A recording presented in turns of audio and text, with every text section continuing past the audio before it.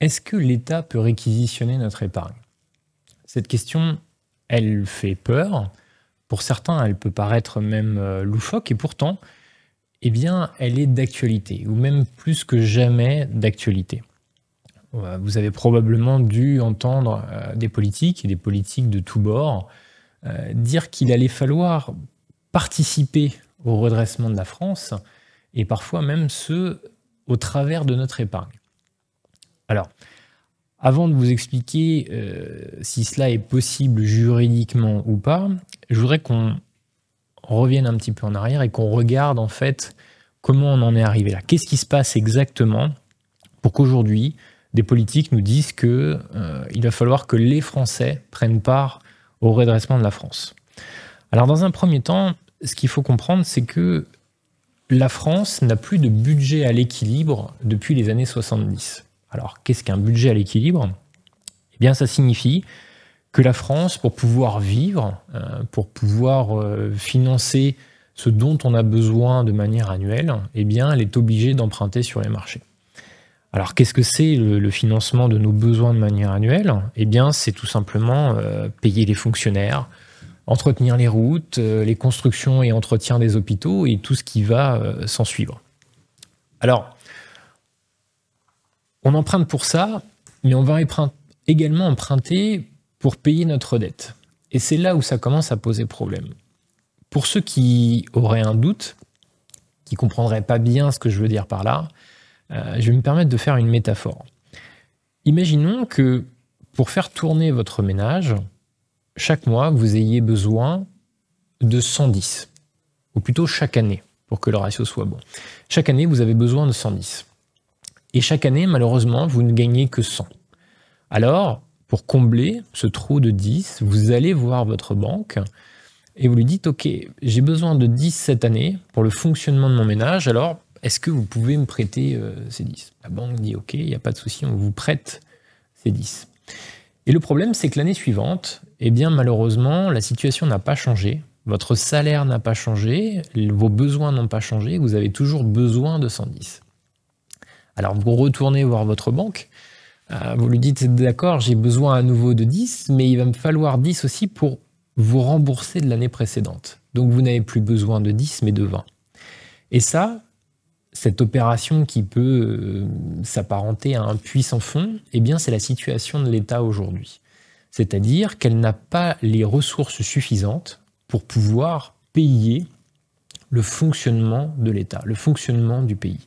Alors, chaque année, l'État s'endette encore et encore. On en est là.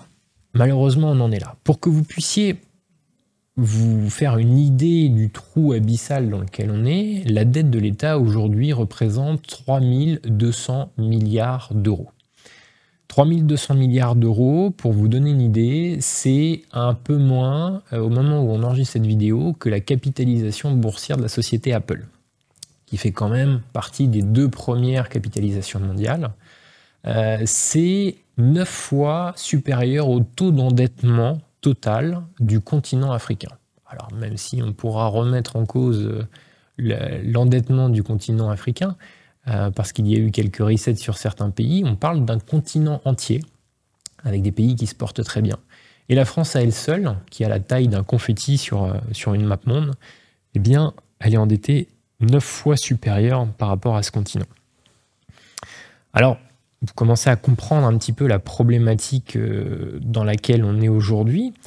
Et on va pouvoir maintenant voir quels sont les outils qui sont à disposition de l'État et qui permettraient à l'État de venir ponctionner notre épargne pour finalement opérer cette fameuse participation avec l'épargne.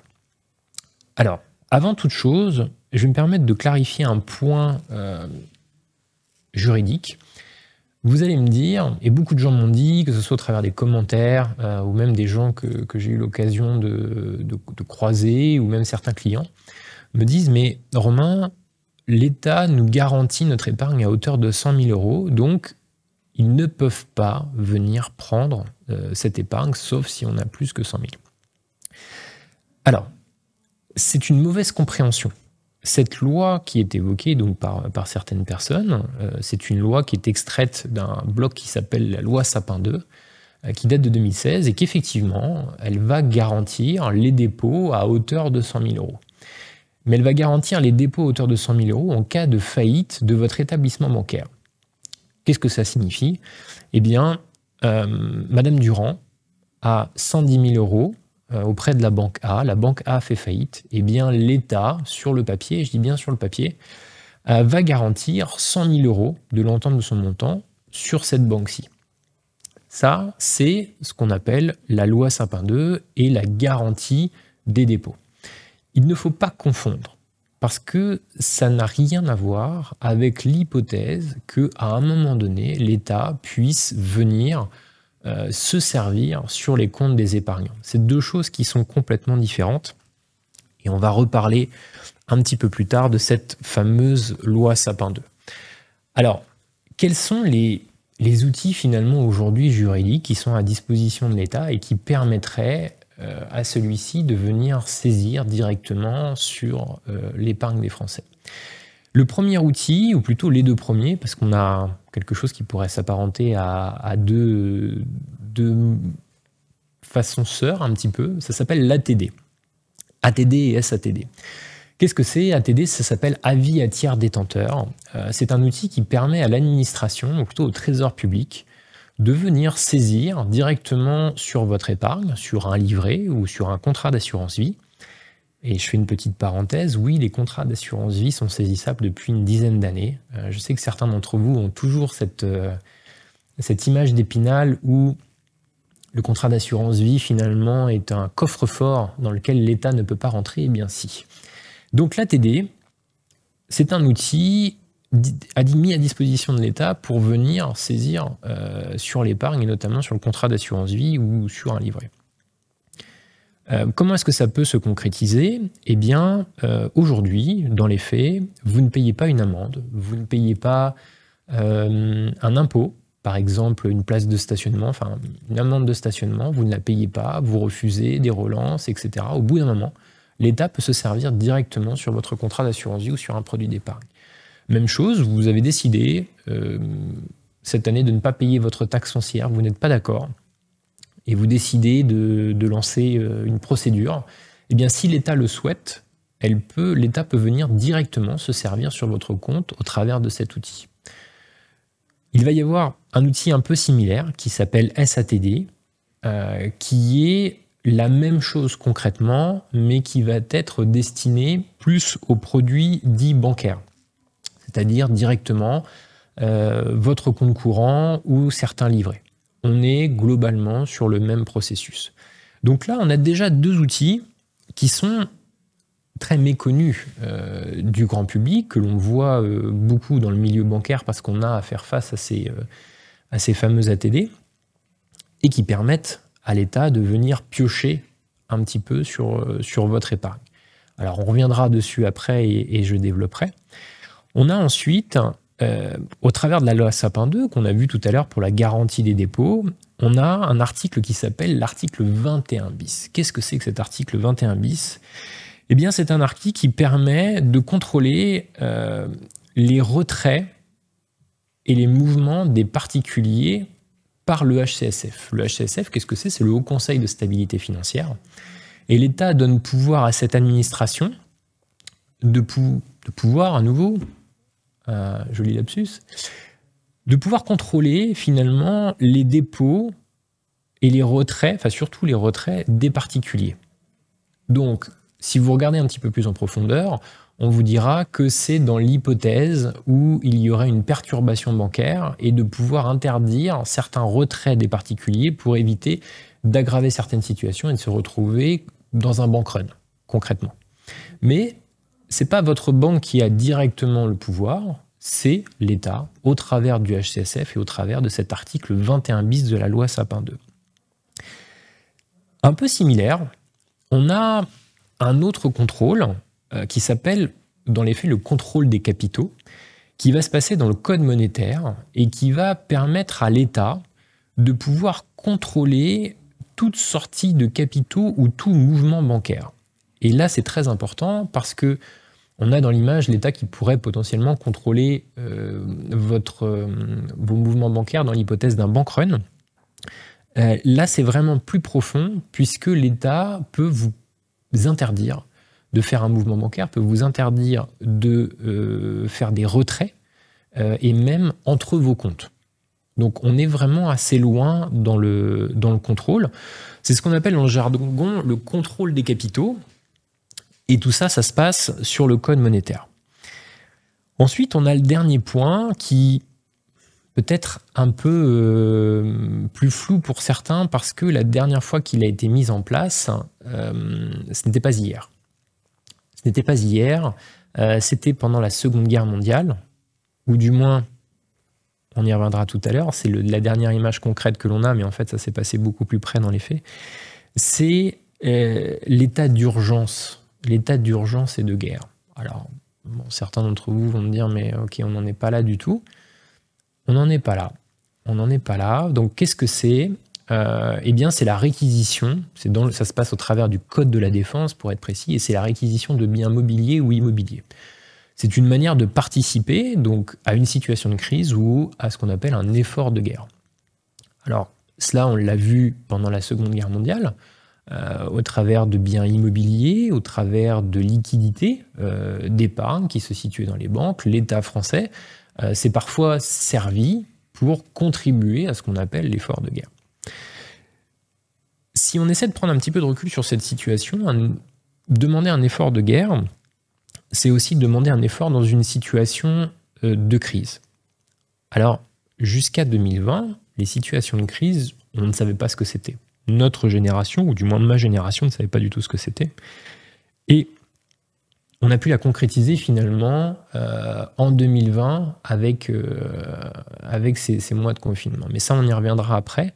Mais typiquement, ça peut être une situation qui est envisageable pour que l'État dise à un moment donné, on est dans une situation complexe, on a besoin de capitaux et on a besoin de venir se servir. Alors on pourrait développer, on pourrait dire besoin de se servir, d'accord, mais sous quelles conditions ? On imagine assez impossible que l'État vienne prendre directement, sans contrepartie, sans contrat, sans rendement, sans ce genre de choses. Il faut être vraiment transparent. Mais aujourd'hui, cette chose est totalement en place. Donc là, on vient d'évoquer ensemble finalement les différentes possibilités qui sont mises à disposition par l'État sur l'outil juridique. C'est surtout ça. C'est-à-dire que demain, s'il y avait un problème, en premier lieu, l'État pourrait s'appuyer sur ces éléments-là pour venir se servir. Alors vous allez me dire comment ?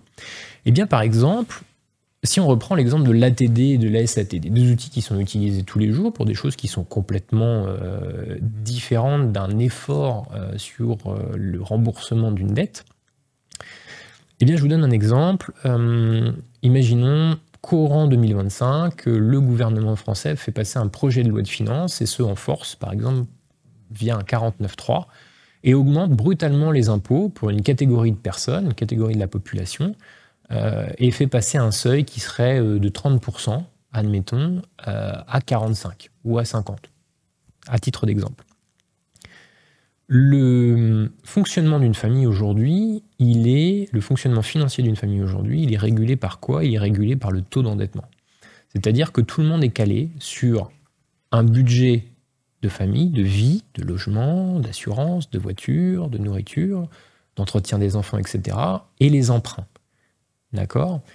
Et la majorité des gens ont un faible tampon, finalement, entre ce qu'ils gagnent et ce qu'ils dépensent. Certains sont complètement ric-rac, d'autres ont un faible tampon qui leur permet d'épargner, mais qui n'est pas colossal. Si demain, l'État venait à augmenter brutalement les impôts pour une certaine tranche de la population, et que certains ne pouvaient pas payer, ne peuvent pas payer parce que, comme je vous dis, ce ratio finalement d'endettement par rapport aux revenus ne leur permet pas de pouvoir payer ces impôts, du moins à court terme. Eh bien, qu'est-ce que l'État peut faire ? Eh bien, l'État, elle peut utiliser cet outil qui est l'outil de l'ATD ou de la SATD, pour dire, écoutez monsieur, vous avez une dette envers l'État.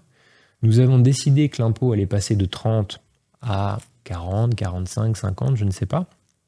Et de ce fait, vous avez une dette. Et aujourd'hui, une dette non réglée nous permet, grâce à l'outil ATD, de venir se servir directement sur votre contrat d'assurance vie, sur tel ou tel produit d'épargne. Ça, c'est quelque chose qui ne se verrait même pas dans la société parce qu'on ne parlerait finalement que de l'augmentation des impôts. L'augmentation des impôts injuste, bien évidemment, parce qu'elle l'est toujours quand elle est commentée par la population. Et on n'entendrait pas parler finalement de cette saisie de l'épargne.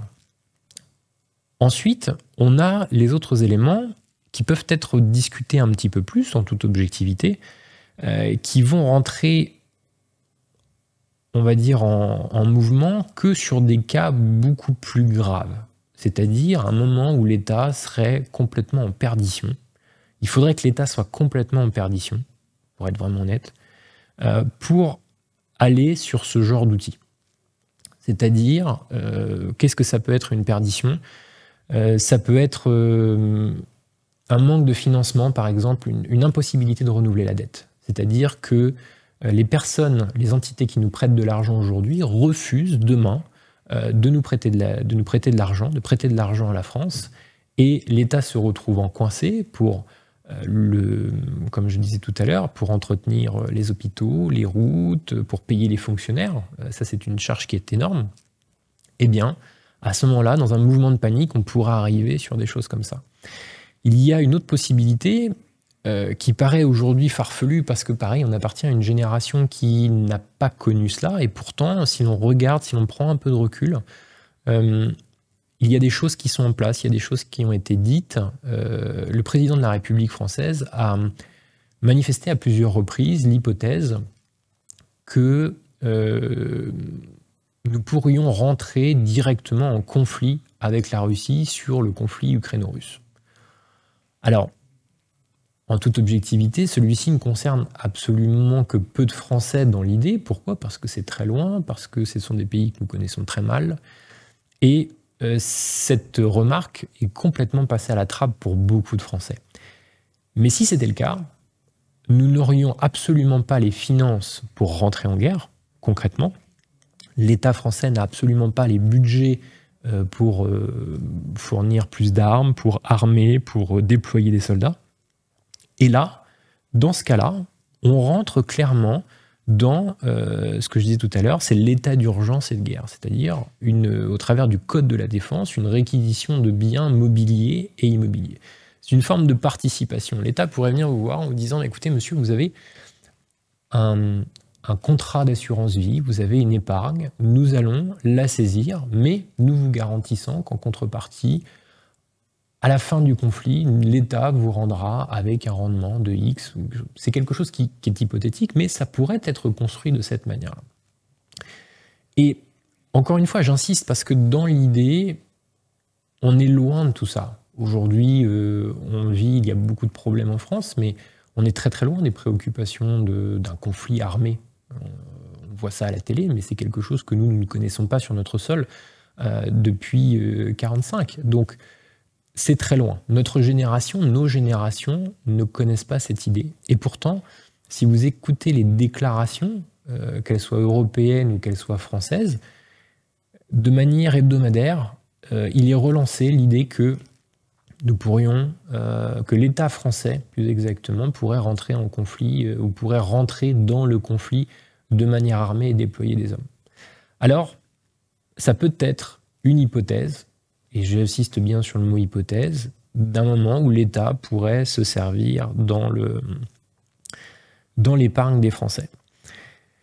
Il y a quelque chose que j'ai oublié de citer tout à l'heure, c'est que certains d'entre vous, ils auraient raison, me feraient remarquer que la dette de la France est aujourd'hui absolument colossale, mais que dans notre histoire, on a eu l'occasion d'être très endetté, et on a eu surtout de nombreuses occasions de faire défaut. C'est-à-dire, dans le jargon, ça s'appelle faire banqueroute. Et concrètement, ça signifie quoi ? Eh bien, ça signifie que l'on dit aux personnes, aux organismes à qui l'on a emprunté que nous ne paierons pas. Alors, on imagine assez compliqué aujourd'hui de dire que l'on ne paiera pas. Pourquoi? Dans un premier temps, je vais faire un petit flashback pour que vous compreniez bien et pourquoi est-ce que ce terme n'est pas possible et compliqué en fait. Dans l'histoire de France, il y a eu de nombreuses banqueroutes durant le Moyen-Âge, durant la Renaissance, mais la dernière fois où le gouvernement français a fait clairement banqueroute, c'est-à-dire a dit nous ne paierons pas une partie de notre dette, et j'insiste bien sur une partie, c'était après la Révolution.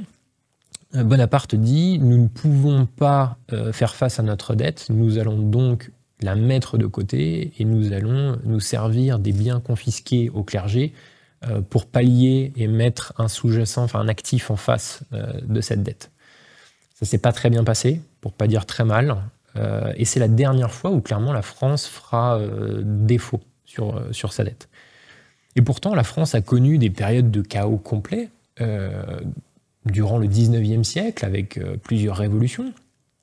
On pense à la révolution de 1930, on pense aux années 1870, après le Second Empire. Et pourtant, on n'a jamais fait défaut pendant cette période. Pourquoi? Parce que nous nous sommes servis d'un levier qui s'appelle la dévaluation monétaire pour pouvoir faire face à la dette et pour pouvoir essayer de réguler. Je ne vais pas rentrer dans le détail aujourd'hui sur cette position parce que ce serait long et compliqué et que l'on sortirait un peu du sujet, mais le fait est qu'aujourd'hui, nous n'avons plus cette possibilité, cette flexibilité finalement qui nous permettait au travers de notre monnaie eh bien, de la dévaluer pour pouvoir pallier à cela. Pourquoi est-ce qu'on n'a plus cette possibilité? Bien simplement parce que nous ne contrôlons plus notre monnaie. La monnaie est l'euro, elle n'est plus contrôlée par la France, elle est contrôlée par l'Europe. Et de ce fait, bien évidemment, on ne peut pas dévaluer une monnaie pour un pays alors qu'il en concerne de nombreux.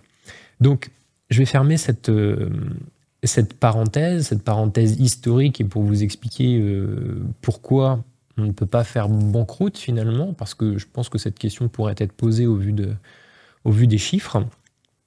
Maintenant que l'on a vu finalement tout ce qu'il était possible de faire, tous les outils qui étaient mis à disposition par l'État, ou du moins tous les outils dont l'État avait la possibilité de se servir, je voudrais qu'on se pose des questions. Sur les outils en eux-mêmes. On a vu l'ATD, le SATD, ce sont des outils qui ont lieu d'être en dehors d'une volonté de ponctionner l'épargne des Français.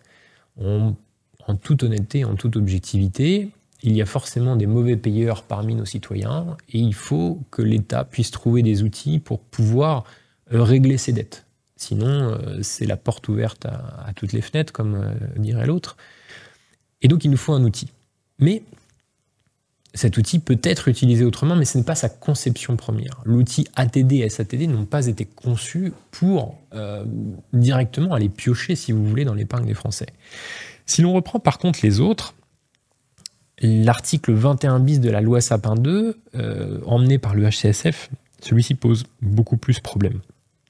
Pose beaucoup plus problème parce que même s'il fait partie d'un ensemble législatif qui va permettre d'anticiper certaines crises bancaires, puisque tout ça a été fait finalement après la crise des subprimes, même si tout a été très long avant que ce soit formalisé, et que certains articles de la loi Sapin 2 sont là aussi, comme je disais tout à l'heure, pour protéger, entre guillemets, je dis bien protéger entre guillemets, parce que dans la réalité ce n'est pas possible, mais les fonds des Français.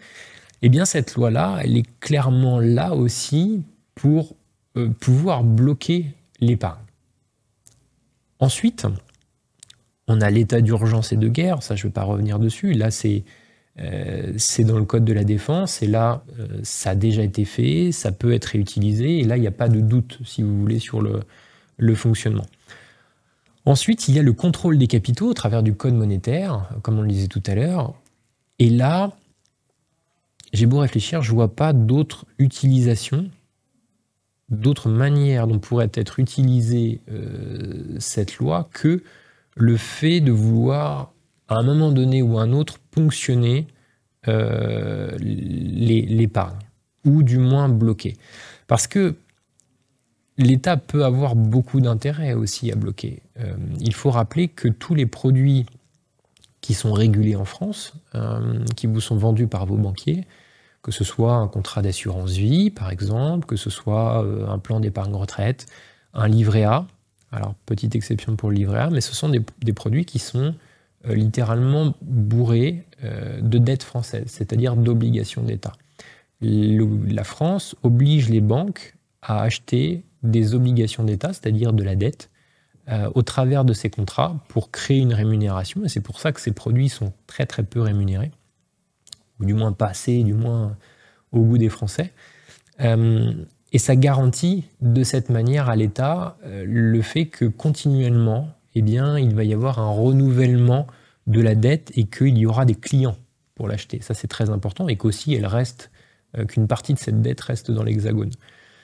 Si demain, il y a une peur, il y a une crainte, et que de nombreux Français venaient tous en cœur, venaient à fermer leur contrat d'assurance vie ou à se désengager de ces produits-là, eh bien, l'État se retrouverait dans une situation très compliquée vis-à-vis de cette dette, parce qu'il y aurait un nombre d'obligations d'État sur le marché plus qu'à la normale à la vente, et ce qui ferait dévaluer concrètement les produits en eux-mêmes. C'est toujours une question d'offre et de demande.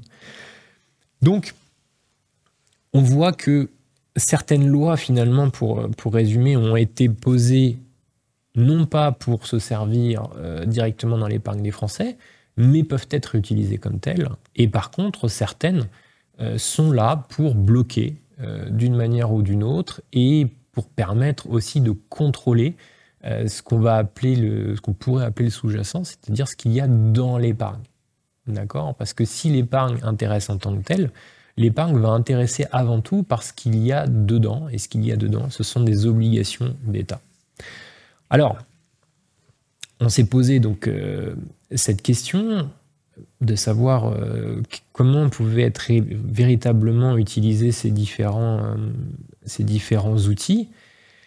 Et est-ce qu'on peut se poser la question de la sincérité de l'État ?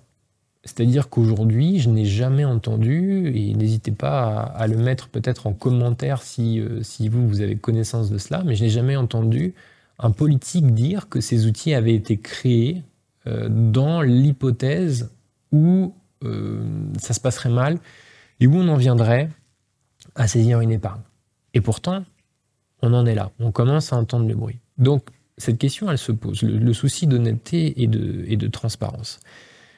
Il y a une autre question aussi qui vient, et qui vous êtes peut-être venu, c'est ce qu'on appelle le droit de propriété.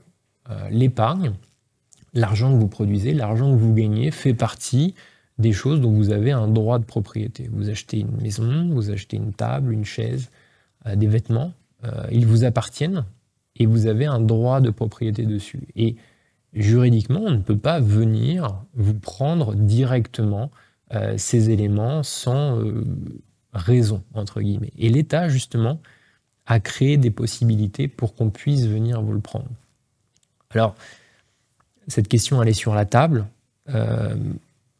Est-ce que le droit de propriété serait respecté ? Comment est-ce que ça peut se formaliser ? On parlait tout à l'heure d'une promesse de rendement, d'une promesse à terme de rendu.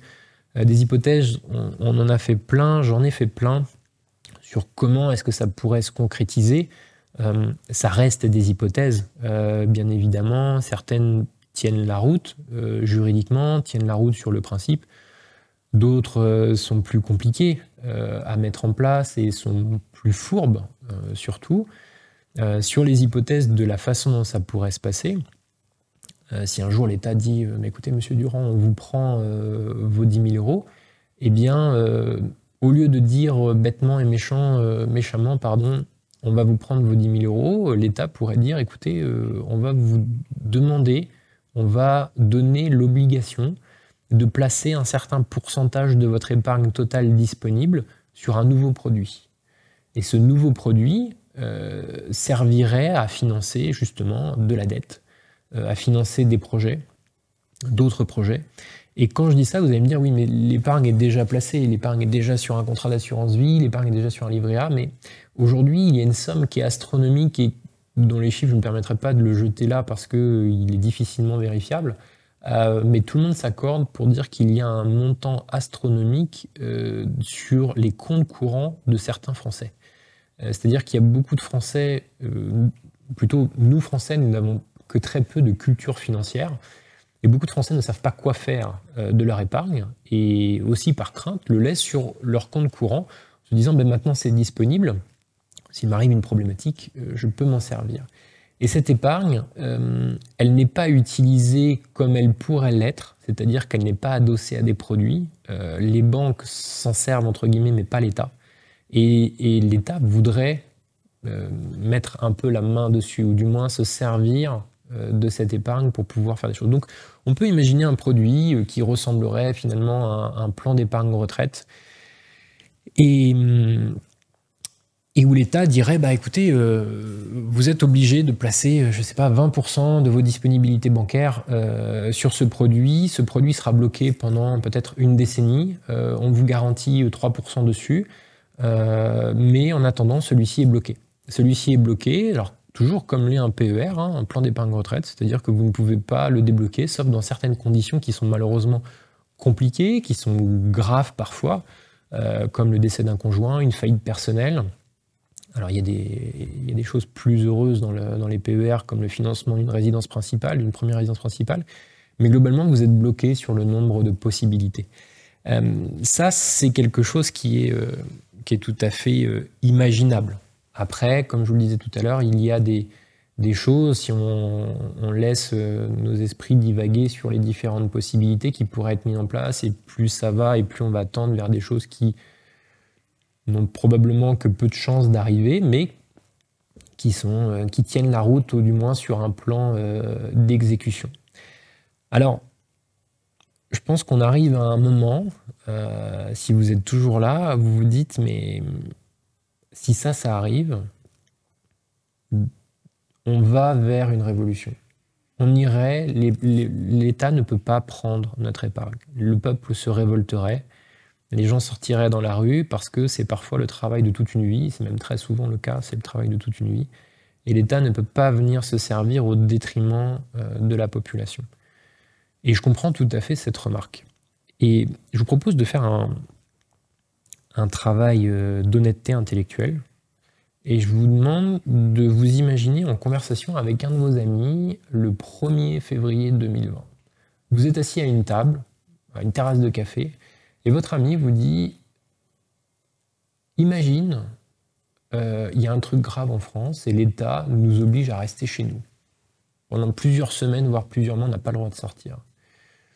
On n'a pas le droit de sortir, sauf pour faire des courses, pour faire des trucs très très urgents, mais globalement, tu n'iras plus travailler, tu vas rester chez toi et il ne se passera plus rien, quoi. Tu n'auras plus de vie, tu n'iras plus prendre ton café comme on le fait là, tu n'iras plus voir tes parents, on va rester enfermé. » Ben, si vous êtes honnête, vous direz que vous répondriez à cet ami que ce n'est pas possible, que la France se mettrait debout et qu'il y aurait justement une fameuse révolution, qu'on rejouerait probablement certaines scènes de 1789 ou de certaines révolutions plus récentes. Et pourtant, si vous vous souvenez bien, eh bien c'est ce qui s'est passé. C'est-à-dire qu'on nous a enfermés pendant 2 mois et qu'il ne s'est rien passé. Alors c'est pas le sujet, hein, c'est la conséquence, c'est pour vous dire que finalement, les populations aujourd'hui sont plus à même d'être résilientes sur certains sujets, et que là où on pense que finalement ce serait une révolution qu'on ne se laisserait pas faire, il est fort probable que peu de monde bouge. Et si on prend en compte en plus que ça concernerait qu'une petite partie de la population, et une partie de la population qui se fait malheureusement que trop peu entendre, il est fort probable qu'elle ne bouge pas. Moi,